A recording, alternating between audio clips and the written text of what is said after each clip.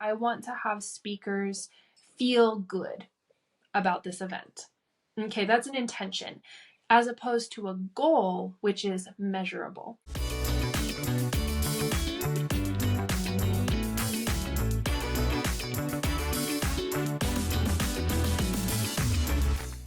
The third letter, the third step of this process is Y. And that stands for yeses, as in the word yes, but multiple, because we have lots of yeses that happen throughout the course of our event. We want our attendees to be saying yes, speakers to say yes to us, sponsors to say yes to us, and we want to know where we're saying yes to ourselves. We talked about decision making a little bit last episode, and now in this episode, we're going to dig even deeper into it. Take the circled ideas and turn them into intentions, then measurable goals. Focusing on these will make decision making later much easier. I can't stress this enough, so even though I mentioned it in the last episode, I'm going to go over it again. When you establish this strong foundation of brainstorming undeniable yeses, the decision making later under stress is going to be so much easier. So do not skimp on these steps. If you have not already created a pretty extensive mind map and color coded it or coded it with circles and X's like we talked about in the last episode, then go back and do those things so that we can take this final step, the yeses, and really lay the foundation, a strong foundation for you to get a lot of yeses moving forward. Easy yeses, not just because they're compelling, but because they're simple. It's easy to think about the two options and make a decision. Trust your gut, trust your intuition, and trust your judgment. So, how are we going to do this? We're going to look for patterns. Focus on those circled items, or in our case, they're color-coded in yellow. And we're going to look at all of them and look for patterns to create intentions. What are intentions? Well, oftentimes intentions have an emotion attached to them. So for example, you might say, I want to have speakers feel good about this event. Okay, that's an intention, as opposed to a goal, which is measurable. So be okay with making intentions, setting intentions first that don't have a super measurable quality for them. That's usually what's easiest to go off of so far. Like a broad intention is, I want my event to be profitable. Okay, you might need to go in and do the math and figure out how to make that into a measurable goal. What defines profitability? What number is that? How much are you going to spend versus how much do you expect to earn? Is $1 profitable enough? You need to actually make those definitions. But before you get into all of that, simply set an intention. So I'm going to flip my page over and we're going to set 3 intentions. So 1, 2, 3, and one at a time, and then we will turn those into goals. Now, there's a nice rule of thumb here that I like to follow if 3 intentions don't spring to mind immediately. I prompt myself, I look for one intention that is heart-based, meaning that it's really close to my heart. It's something that I'm personally passionate about, but it may not have anything or much to do with business goals or profitability or classic sort of KPIs. But it's something I'm passionate about. Then I like to think about people. I like to make one people-oriented intention that could be speaker-oriented, sponsor-oriented, attendee-oriented, but something that has to do with the people. This could even be personal. This could be how my family feels throughout the course of me planning this event. I could set an intention that I do not want to neglect them and I want them to feel involved, or at least that I'm not ignoring them. So that's an example of something people-oriented. And then I do suggest that one of those, and these are in no particular order, just to be clear, I do suggest that one of these 3 be either dollar or number associated. And if you are Gen Z and don't know this is a number sign, not just a hashtag. Anyway, this is a numbers-based metric and intention regarding profitability or number of people affected or something like that. This is just a rule of thumb that you don't have to follow those three things, but they can help be a nice prompt. So the thing that comes to mind when I think about what is the closest to my heart is connection. And I can see that based off of the mind map on this side, right? I'm seeing it a lot. Connection, engaging, multiple speakers. We've got this concept, this pattern going on that points to connection. So we have the word connection. How am I going to make that an intention? I want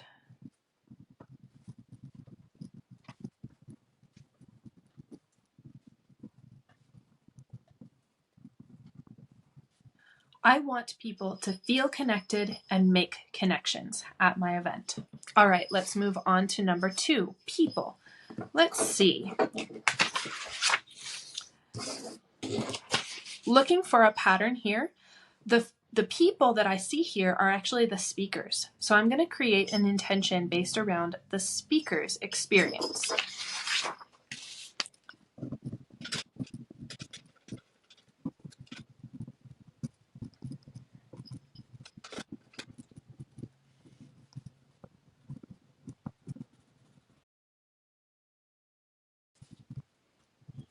So for my speakers, I want my speakers to make meaningful connections at this event. We'll get into exactly what that means in a moment when we change these over into goals, but that is my intention for number 2. Intention number 3, regarding numbers or dollar amounts. I want my event to be profitable.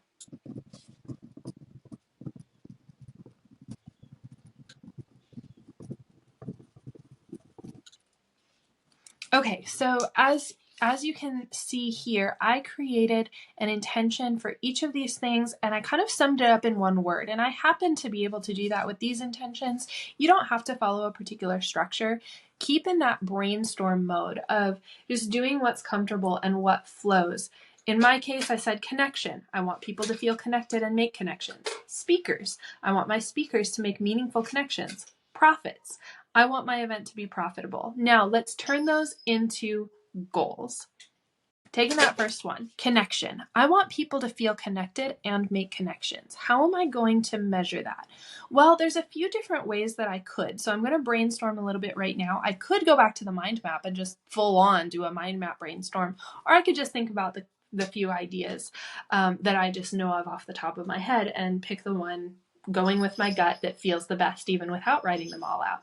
So there's a few different ways that I can measure the connections that people make at my event. 1, I could measure based on analytics. I could use a platform that shows how many connections were made. For example, the platform AirMeet has a speed networking aspect to it. And you can get the data at the end of the event on how many people tried the speed networking and how many people actually connected during that speed networking session. So that's one way that's just very numbers-based, analytical, and you could set some intentions around that you want a certain percentage of your attendees to make a connection through speed networking, and you can check your analytics later. You could bring that back and kind of scale it away from the big picture numbers and zero in on individual connections. So maybe in your feedback form, you include a question regarding the connections that people made, or just straight say, did you feel connected? Yes, no, maybe. And you could use net promoter scores or something like that in an exit survey to ask people if they felt connected. You could also ask specifically or watch specifically for connections being made as you engage in the event. You can say that you want a testimonial from at least one of your co-working sessions where you can screenshot someone in the chat actually making a connection. And it can be small like that, like just one connection is enough. Or it can be like the KPI, where you actually have analytics to back something up and you're looking for certain percentages, certain numbers. In my case, I'm going to choose to make a goal and to set it and to say that I want 3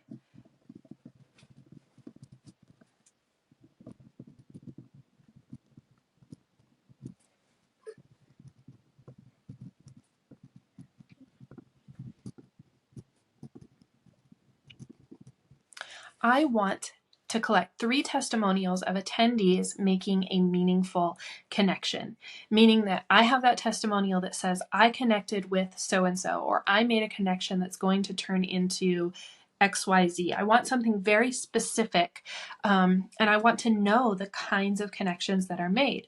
And this is actually going to lead into number 2. Again, remember I told you to look for patterns. When you look on your mind map, you'll start to see patterns with the color coding. And then that's going to only continue on this step. With the speakers, I want my speakers to make meaningful connections. So my goal is going to be measured by at least 3 of my speakers making some sort of connection and collaboration moving forward. So whether they get booked to speak on another virtual event, or they collaborate with somebody else, maybe they invite someone to speak at their virtual event. Collaborations can be all kinds of things, but I'm going to be watching for those, and I'm going to follow up with my speakers afterwards to find out whether that happened.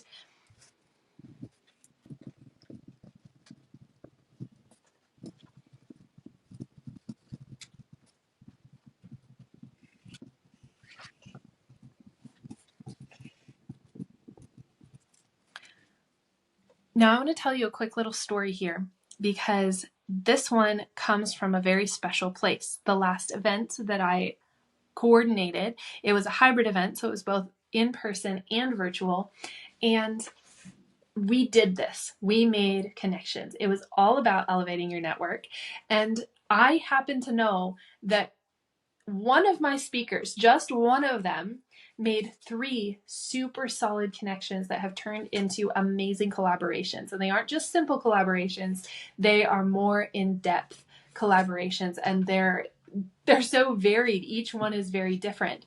I've also seen another speaker go and collaborate with one of the attendees, and they've created a project together and done a collaboration that way. And so I know these things. I've watched for these things, and I've followed up with my speakers to find out what these things are. So for me, 3 testimonials from speakers making meaningful connections is actually small, but we're going to get into how to choose or adjust your numbers after I go into my 3rd goal. And so hang tight there. And go with your gut to write down this initial goal. Like, I've just gone with my gut and said 3 testimonials from attendees, 3 testimonials from speakers. And now for the profits, I'm going to say, you know what? I want my event to be profitable. How am I going to define profitable? Well, I want to at least go beyond breaking even. So I know that even $1 above breaking even is going to be something that's technically defined as something. And so this also lets me know, that's kind of an awkward, I'm going to rewrite that. This kind of lets me know too that my goal is centered around net, not gross. The definition of profitable is net, not gross income. This could look like a gross number of ticket sales, what's coming in based on ticket sales. But this is after all the affiliate payouts, after all of the marketing costs, after any additional costs for speakers or speaker gifts or anything like that. If I just get $1 above breaking even, that by definition is profitable. And you know what? I'm kind of okay with that. But speaking of kind of okay with that, we want to be more than kind of okay, right? So I recommend that you actually break down each of these goals into 3 goals: good, better, and best. I'm going to do this with the profitability one as an example, and then I'll let you take this and run with it. But I did note that with my middle goal with the speakers, that 3 testimonials from speakers making meaningful connections is my bare minimum for me personally, because I know that I can accomplish so much more than that from experience. I know that last time I did way beyond that with my hybrid event. So now for a virtual event, I can expect to at least get 3. So that's just my good goal. Also with the profitability, we've got that going on. Our good goal that I'd be happy with is simply breaking even. But what about a better goal? What's better that would feel like, yes, that would actually feel really good and really actually feel profitable? I could say that I want to make $5,000 above, and that's net, not gross. And then best, I want to think to myself, okay, based on everything that I know about this event, what feels just out of reach? So maybe you 5x this better number. How does that feel to you? Does that feel like, I could probably hit that? Then inch it up just a little bit more. If it feels like, no, I don't think I could hit that, then that's probably just about right. If that's like, that's really laughable, you might want to back it down a little bit and maybe 3x it or just double it or something like that. But for me, 20K is just that gut check number where it's like, if I could actually take home 20K, that feels out of reach, but it would be amazing. And with the right sponsors, I could probably do that. And see how it starts to inspire your creativity and your decision making moving forward. If you know that you've got this goal of potentially netting 20K, that's going to affect your decisions when you choose which speakers to invite, which sponsors to invite, how much to pitch those sponsors on, and how much to pour into making that sponsor experience really powerful. So you can already start to see how laying the foundation of BUY, brainstorming undeniable yeses, lets you make decision making moving forward through the rest of your event so much simpler.